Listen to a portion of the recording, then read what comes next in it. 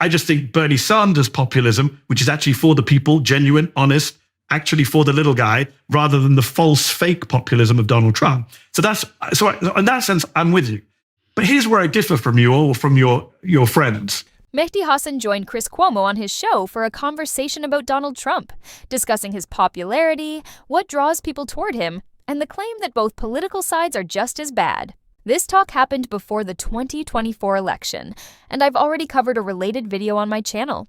Their discussion was fascinating because both Mehdi Hasan and Chris Cuomo made predictions about what the political landscape might look like in 2025 if Trump were to win. What's surprising is that the media rarely revisits these kinds of conversations to ask, was Chris Cuomo's take accurate? Or did Mehdi Hasan get it right? That's exactly why I wanted to revisit this clip. I think many people might have missed it the first time around. I'll also include the link to the previous video in the description if you'd like to see it. So now, let's dive into this exchange between Mehdi Hasan and Chris Cuomo as they discuss Trumpism, the MAGA movement, and whether both sides are truly the same, and I'll share my thoughts along the way. In general, the freak show in Congress, the people out there in the base who worship Trump, who, you've seen the clips and you've seen the polls and you've seen the focus groups, that they will believe anything he says, that they will oppose anything. I don't need any of them. I live in a place that he won. And a lot of the people who are they're all rational actors who are in my life, like that I fish with, and that and they're rational actors. They are rational actors, small businessmen, almost exclusively, some first responders, and they are not under the sway of Trump except for one thing. And this is what I don't understand, why it isn't more of a motivational tool on the left. Go on. They are so I've learned two things. One, why do they dismiss his obvious flaws as someone they wouldn't want in their house, on their boat, or anything? Because they believe two things. One, it takes that kind of guy to deal with this kind of dirty system. And two, agreed, they're all kind of like him, enough so they don't get to judge Trump and tell these people, leads me to the second point. They are so outraged, hurt, disappointed, put in the pejorative that goes to emotional letdown, that you don't get to tell me that Trump isn't worthy when I find you unworthy. And everything is so stilted against me, culturally, endemically, systemically. You're so against me and for everybody else that this guy is the virus that I need. I don't worship him as a cure. He's a virus, and I'm going to inject him into the political corpus and make you motherfuckers sick. That's where their heads are. I've met those people too. I've spoken to those people. It's interesting because you're dividing up the people now. So we're not talking about the people who turn up at the rallies and the red hats who say he's the king, the leader. We love him. Some of them do, but I believe that they're supporting him the way I support the Jets. That they are my team. I get it. But you're talking about the people who say, look, we know he's a liar. We know he's a bullshitter. Yes. But that's useful to us for whatever reason. So let's deal with that in a couple of ways. So let me respond in two ways. Number one, that's why some of us supported Bernie Sanders in 2016 and 2020, because that anger is out there. It's bipartisan. It needs to be channeled in a fruitful way into reforming and, if necessarily, reconstructing parts of our system, economic and political, right? I don't dispute the analysis that American politics is broken, that the economy doesn't work for everyone, et cetera, et cetera. I just think Bernie Sanders populism, which is actually for the people, genuine, honest, actually for the little guy, rather than the false, fake populism of Donald Trump. So in that sense, I'm with you. But here's where I differ from you or from your friends.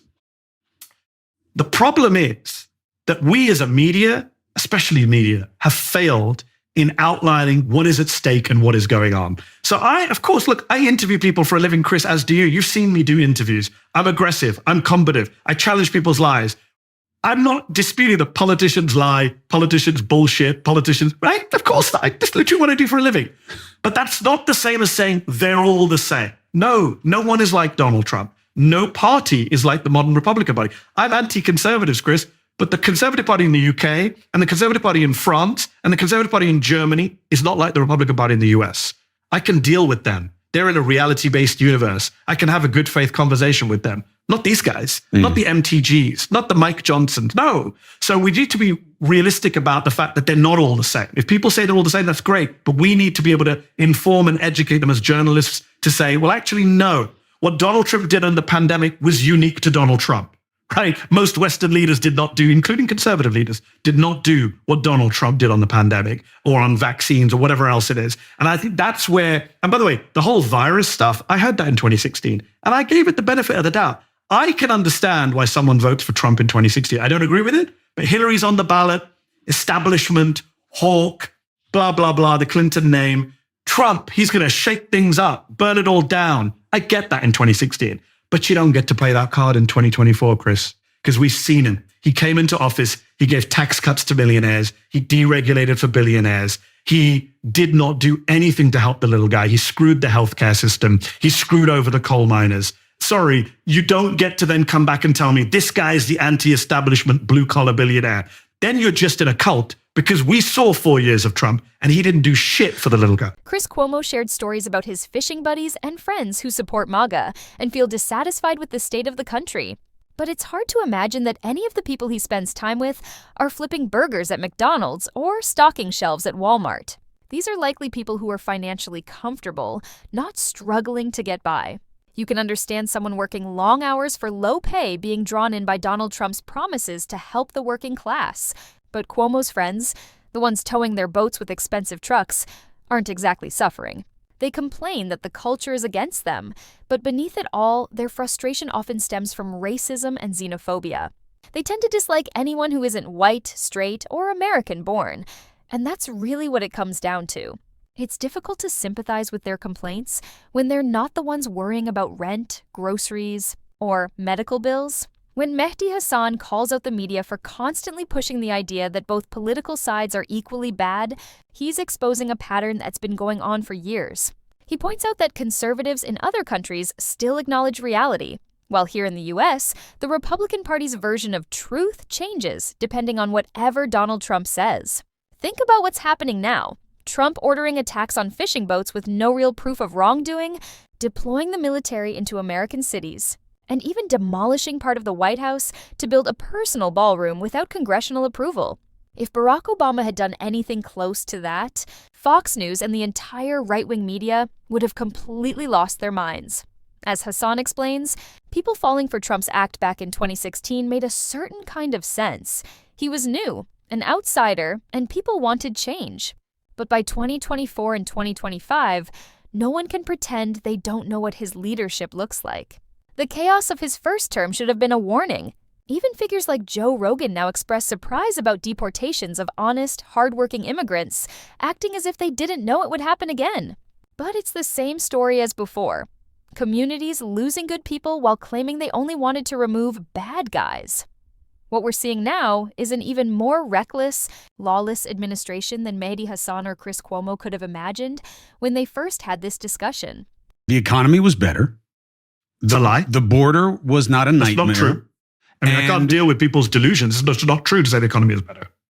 Well, depends on who and by what metrics you're looking at. I'm looking at the metric of 4 years. You know what the Trump people do? They stop in 2019. How convenient. Well, they stop with the pandemic because everything became artificial in terms of how much money was being Let's forced in. not forget the pandemic. I don't disagree, although it seems like the left owns the pandemic. Again, for whatever messaging I agree. reasons. I agree. They screwed up. I get blamed for the pandemic more than Donald Trump does. I'm sure you get brother comments. Which is, and some of it is because of Andrew, but oddly, I own a lot of it individually, which is also always interesting to me. But unlike Mr. Trump, I have a genetic predisposition towards the no fucks to give. You know, one of the reasons people will sometimes say, if they don't know me, if they know me, no one says this. No one who knows me has ever suggested I get involved in public service in any way, anyone who knows me. But if they don't know me, they'll say, why don't you think about it?